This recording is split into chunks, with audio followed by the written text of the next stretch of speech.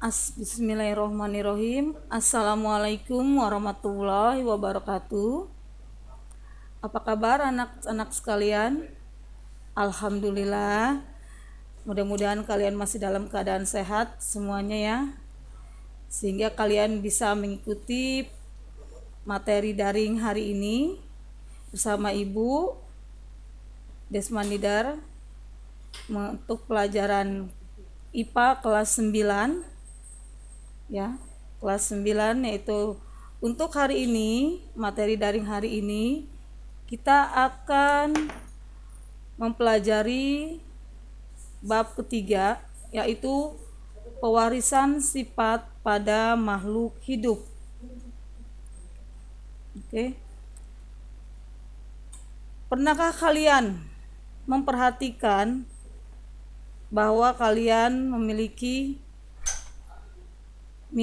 kemiripan apakah dengan dengan ibu kalian atau dengan ayah kalian ya? Ya, mungkin ada yang mirip ibu, ada yang mirip ayah. Nah, di sini adalah adanya pewarisan sifat ya. Sifat yang diturunkan dari orang tua ke anaknya ya. Pewarisan sifat pada makhluk hidup, tolong kalian perhatikan, setiap ciri atau sifat yang ada pada setiap orang adalah warisan dari orang tua yang diwariskan melalui materi genetik. Apa sih materi genetik? Molekul yang berperan sebagai materi genetik itu ada dua ya nak.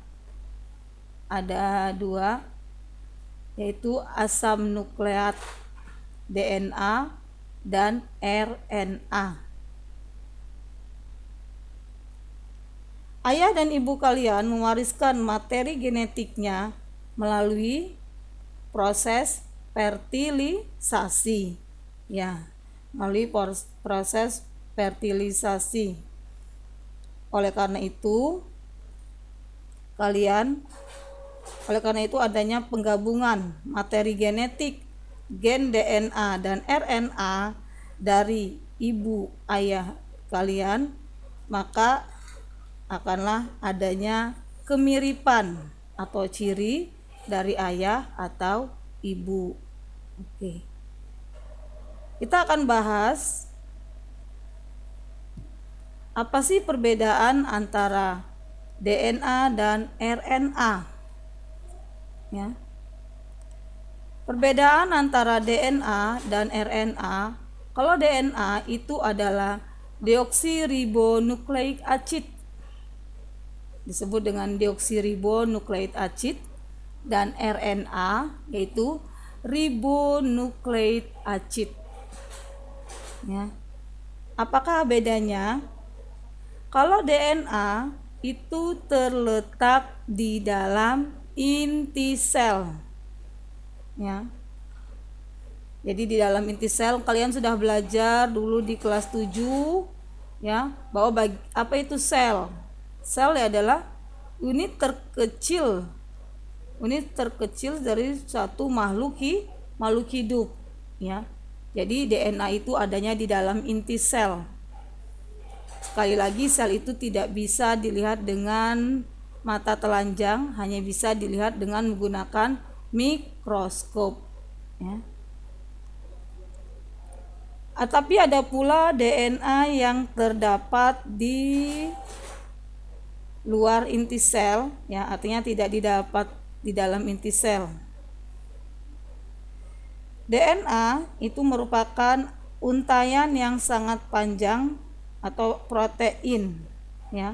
DNA melilit pada protein yang disebut dengan protein histon, di mana DNA ini, seluruh DNA itu dikenal dengan nama kromosom ya.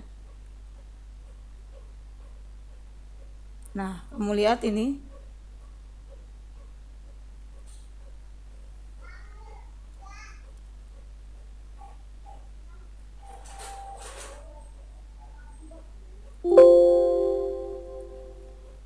Kalian perhatikan yang selanjutnya. Apakah itu gen? Gen adalah unit pada suatu rantai DNA yang mempengaruhi sifat atau yang menentukan ciri setiap makhluk hidup. Ya. Nah, lihat di sini. Yang kedua, asam nukleat baik DNA maupun RNA terdiri dari subunit nukleotida. Nukleotida ada dua. Ada nukleotida tersusun dari gugus fosfat dan basa nitrogen, sedangkan nukleosida itu tersusun atas gula dan basa nitrogen.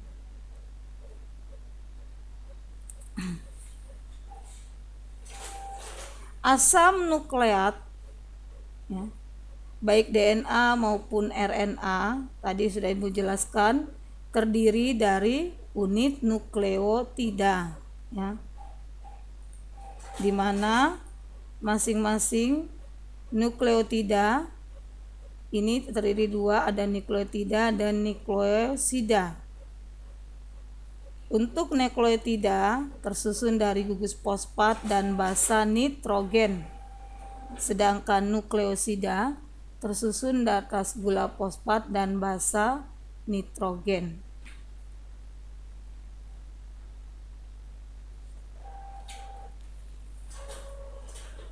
Ada ya? Tolong diperhatikan.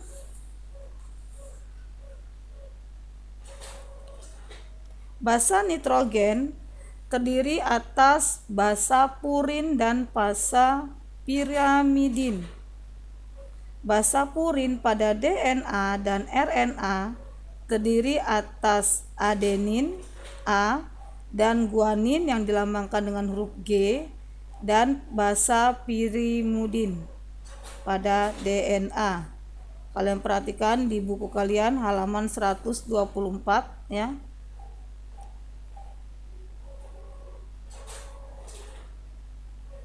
Kemudian basa pirimidin pada DNA terdiri atas timin dilambangkan dengan huruf T dan sitosin yang dilambangkan dengan huruf C. Sedangkan basa pirimidin pada RNA terdiri atas urasil U dan sitosin dilambangkan dengan huruf C besar.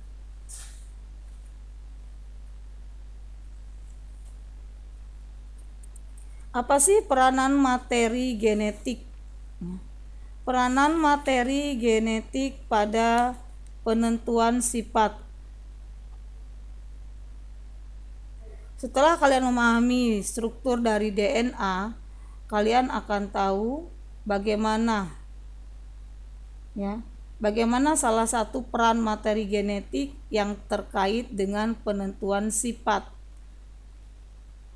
Sehingga materi genetik mempengaruhi untuk ciri setiap makhluk hidup.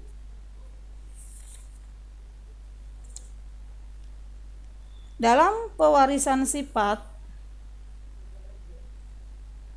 ya, dalam pewarisan sifat itu ada dua jenis sifat, ya, yang diturunkan dari orang tua ke keturunannya atau dari induk ke keturunannya, ya. Misalnya di sini ada dua, yaitu sifat dominan dan sifat resesif. Gen bertanggung jawab terhadap atas sifat suatu organisme. Gen dapat dilambangkan dengan huruf tertentu. Ya, untuk gen dominan itu biasanya ditulis dengan lambang G besar, huruf besar. Sedangkan gen yang resesif itu dilambangkan dengan huruf kecil. Apa sih perbedaannya, Nak, antara sifat dominan dan sifat resesif, ya? Kalau untuk sifat dominan itu adalah sifat yang mengalahkan, atau sifat yang menutupi sifat lain. Ya. Sifat yang menutupi sifat lain itu sifat yang dominan.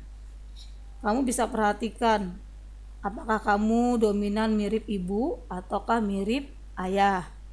Ya, bisa kamu perhatikan. Ada anak yang dominan sekali mirip ibunya, atau ada juga yang dominan sekali mirip ayahnya. Ya.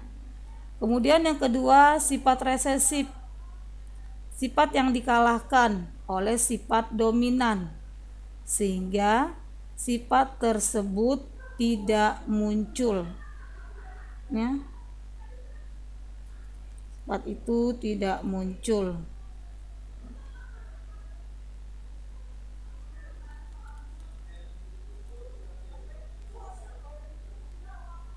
Karakter atau sifat seseorang dalam ilmu pewarisan sifat ini kita akan mempelajari nanti ada yang disebut dengan alel, ya, variasi bentuk alternatif dari suatu gen itu disebut alela.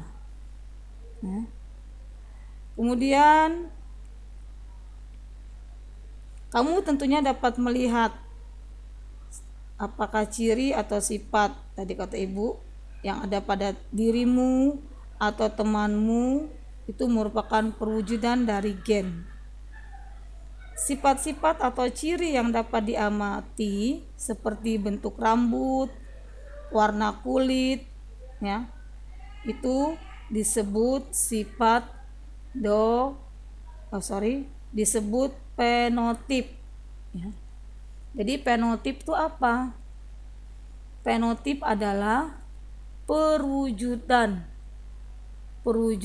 atau ekspresi dari gen yang berupa sifat atau karakter yang dapat terlihat seperti bentuk rambut, warna kulit, jenis telinga. Fenotip juga mencakup fisiologi dari tingkah laku seseorang. Nah, tuh. Kemudian yang kedua genotip. Nah, jadi tingkah laku dari seseorang.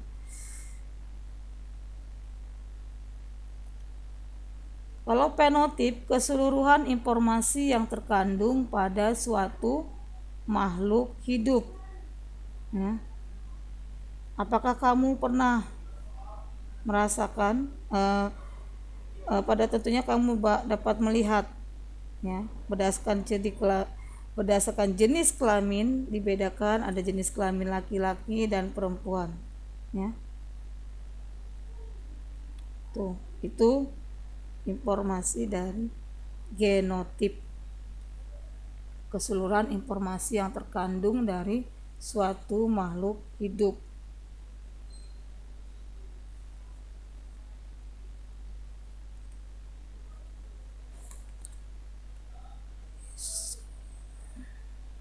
Oke anak-anak, ada yang mau ditanyakan? Ya.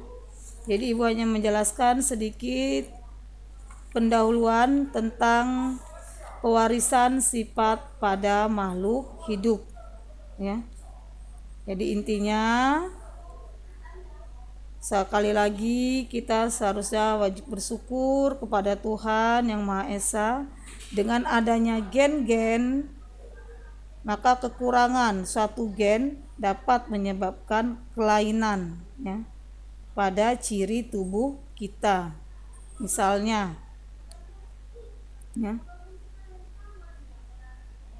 jika kita kekurangan suatu gen, itu akan adanya kelainan pada ciri tubuh kita.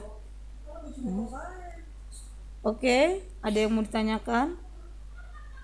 Jadi sekali lagi materi pada hari ini, ya, tentang pewarisan sifat pada makhluk hidup. Ada 2 materi gen, ya, materi genetik ada 2, yaitu asam nukleat DNA dan RNA. di mana RNA dan DNA inilah yang akan menyusun kromosom. Ya, DNA dan RNA yang akan menyusun dari kromosom. Kromosom ada kromosom tubuh dan ada kromosom kelamin.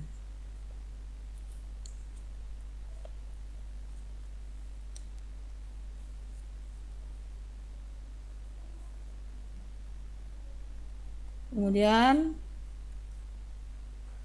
ada nukleotida dan nukleosida. Nukleotida ini tersusun dari gugus fosfat dan basa nitrogen, sedangkan nukleosida tersusun atas gula basa dan basa nitrogen.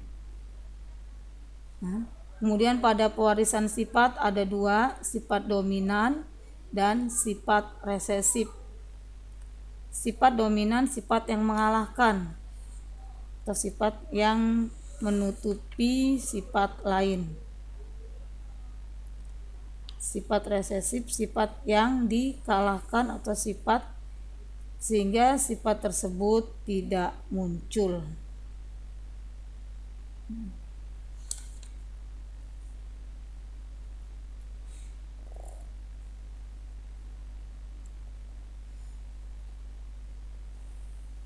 Oke, kita lanjutkan. Kromosom pada sel tubuh itu susunannya berpasangan, ya. Jadi beda, apa sih beda antara kromosom penyusun tubuh dan kromosom penyusun kelamin? Itu berbeda.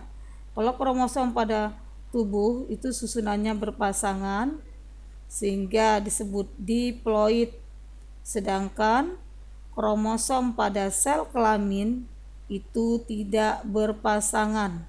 Kalian lihat di buku kalian halaman 130, ya nak. Tidak berpasangan itu disebut haploid, ya. Jadi kalau sel kelamin tidak berpasangan kromosomnya, sedangkan kromosom sel tubuh itu susunannya berpasangan. Keadaan diploid ditulis dengan simbol 2N dan keadaan haploid ditulis dengan simbol N. Jadi sekali lagi, kromosom sel kelamin jumlahnya setengah dari kromosom sel tubuh. Oke. Kira-kira ada yang mau ditanyakan nak ya?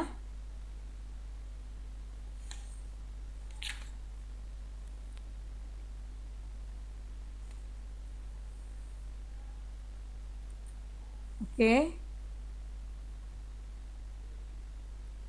Sorry. Oke, ada yang mau ditanyakan?